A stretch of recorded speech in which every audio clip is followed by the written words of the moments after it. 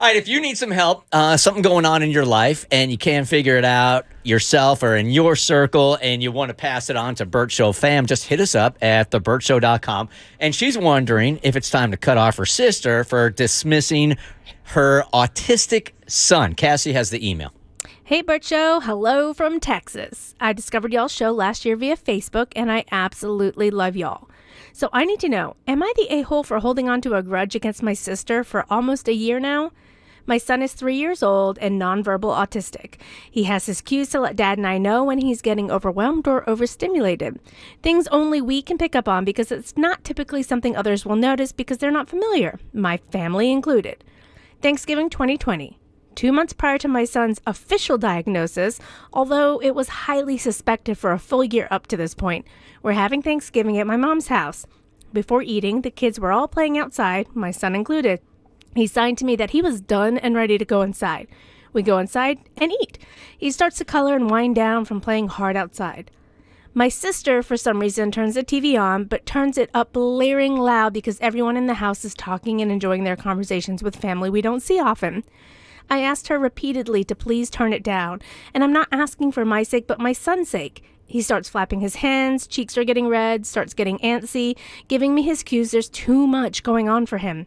She flat out refuses and says, he's fine. So I scoop up my kid and we leave.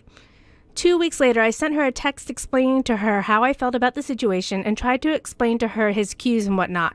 Her response was pretty much, he's not even diagnosed yet.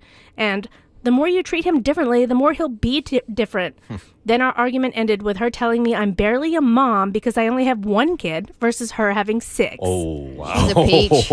Okay, all right. Needless to say, I haven't spoken to her since. I've had her blocked on text, phone, Facebook, everything. My sister and I have our arguments, but this is totally different since it involves my innocent son. This week, she sent an Amazon package to my 2 bonus kids and 1 to my son. She hasn't even apologized or attempted.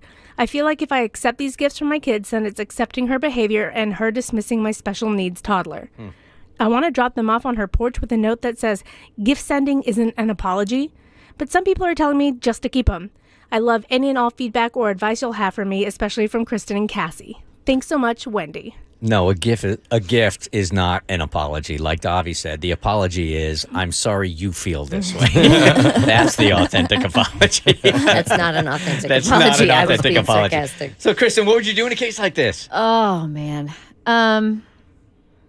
It's been a year, and I want to preface this with her behavior was abhorrent.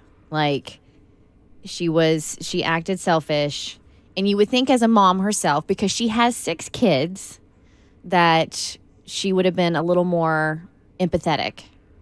However, having 6 kids, and I have a friend who has 6 kids, can put a lot of pressure and especially at the holidays, put a toll on a person. So I'm trying to be empathetic myself, be like maybe she was under a lot of stress and she was overstimulated herself with the 6 kids and she lashed out at her sister because maybe there's jealous. I think this is deeper. Maybe there's jealousy issues that she's got the 1 kid, I have 6, I'm whatever. I think you keep the gifts, and I think because I do think this is her way of sending an olive branch, whether it's correct or incorrect of the way she's going about it, and I think you talk to her.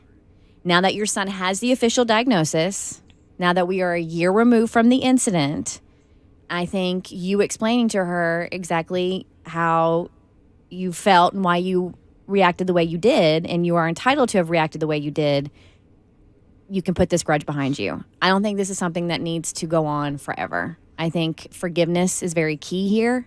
Forgiveness is a very hard lesson. It's very hard to do. But I think in this moment, your sister with 6 kids of her own, she had a lapse. She made a mistake. And y'all need to talk it out and see if you can forgive her for that mistake. We were just talking about how important time is, man. That's a year out of their life they can never have back. And the cousins aren't getting to hang out either. Right. Mo?